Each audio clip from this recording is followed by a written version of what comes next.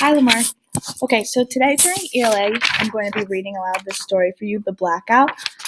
Everybody else read this on Friday, but you were with me while they were doing their writing, so you're just a little bit behind, and you're not coming with me this week just because we're going to alternate every week doing that reading boost program and doing a writing program. So you're just in my boost group and not in the writing group. So this is the work that everybody did yesterday or on Friday, so you're just one class behind.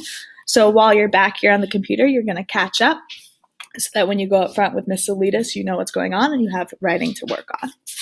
All right, so I'm going to read out loud the story, and then afterwards you're going to write a story of your own, finishing the rest of the story, which I'll explain more at the end. All right, so while you read the story, underline anything you learn about setting, which is the where and the when, and character. And then you're going to pause to do your stop and jots. All right, so The Blackout by Spencer Pelfrey. Heather sat on the school bus with her forehead pressed up against the cold glass window pane. Right, first thing we're going to do, we're going to stop right there. We're going to underline Heather because we have a character, and we're going to underline school bus because we have our first part of the setting. A late, windy chill rushed into the bus at every stop whenever the driver opened the door to let kids off in groups of 3 or 4 at each corner. She looked up from her math books at the Christmas and Hanukkah lights in the department store displays and on apartment house terraces. Heather loved this time of year, when nights came early and the city smelled of crinkling leaves, chestnuts, and firewood. The holidays were a truly joyous time, and you could especially see at night. So the stop and jot number 1 is, in what month do you infer that this story takes place? And underline evidence that supports your answer. So because this is our first stop and jot, I'm going to model what we would do to answer this question. So I'm going to look back into the paragraph and look for clues about when I think that this story takes place. So the first clue that I have is the windy chill. So I know it's cold. Then I keep reading, and I see it where she's talking about Christmas and Hanukkah lights at store displays. Then she's talking about this time of year when night came early and the city smelled of crinkling leaves and chestnuts. All right, more clues. So I'm learning that night comes early. That means it's definitely sometime in winter because that's when the days are shorter. And finally, talks about the holidays. So using all this evidence, I know it's cold, I know it's winter, and I know it's around the holidays. So I'm going to guess that this story probably takes place in December. All right, the rest of the stop and jots you're going to do on your own, but that's what you're going to do when you see them. You're going to look back in the paragraph to try and look for clues to answer the question. All right, paragraph number 2. The bus was just a block from Heather's apartment house. Then a darkness spilled like ink and began to spread over everything, block by block from north to south, as every light in the city flickered and then died out. Heather had heard about a blackout from her parents. Her father told a story about being stuck in an elevator for 6 hours. Her mother had trekked home across a bridge with hundreds of other workers. They had each found the blackout to be exciting in a way. The city, they said, seemed to be having a big street party, since people couldn't make it to their apartments without working elevators. Even the people trapped in the elevator with her dad had made the best of it, sharing candy and singing silly songs while waiting to be rescued. All right, our second stop jot is what do you infer that a blackout is, and then underline evidence to support your answer. Finally, stop and jot number 3. Why would the author describe the adventures that Heather's parents had in the early blackout?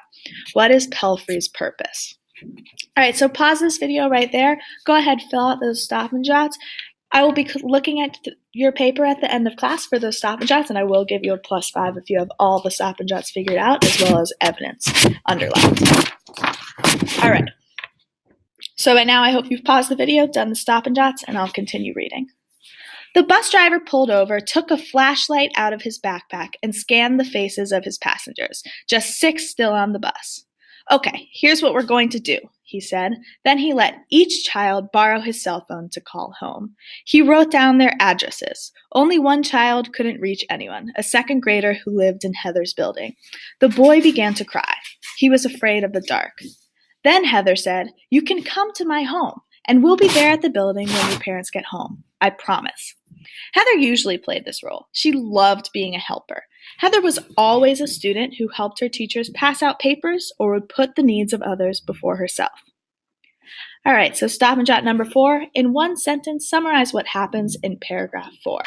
So go ahead, pause this video, do stop and jot number 4, and then I'll keep reading. Okay, paragraph number 5. At their building, they saw some of the neighbors standing outside. One neighbor said that even the subways had stopped working.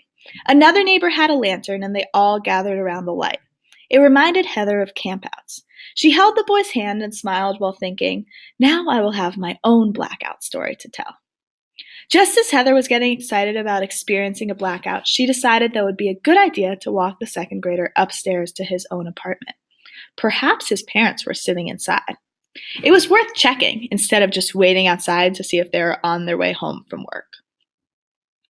Okay, so now that we've read the story, what we're going to do is we're going to try and finish the story on our own, right? So we have the exposition, we have the where and the when, we have the characters, Heather and the little boy. Now we're going to finish the story using that.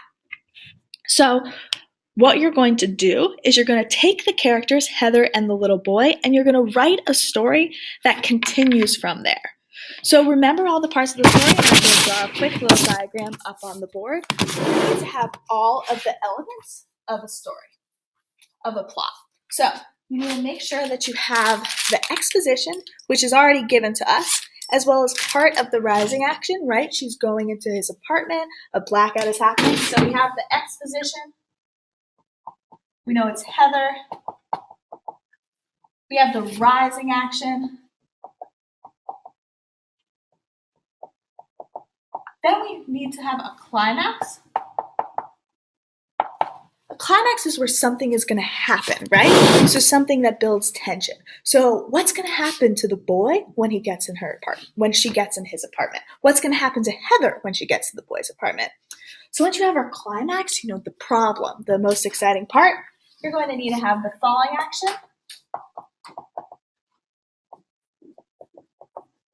and finally the resolution. This is what Miss Salidas had been working on in class during writing time when you weren't here. So if you're a little confused about this, don't worry too much. I just want you to have it so that you know that this is what you might be talking about up front with Miss Salidas. But for you, just continue the story with what you think is going to happen.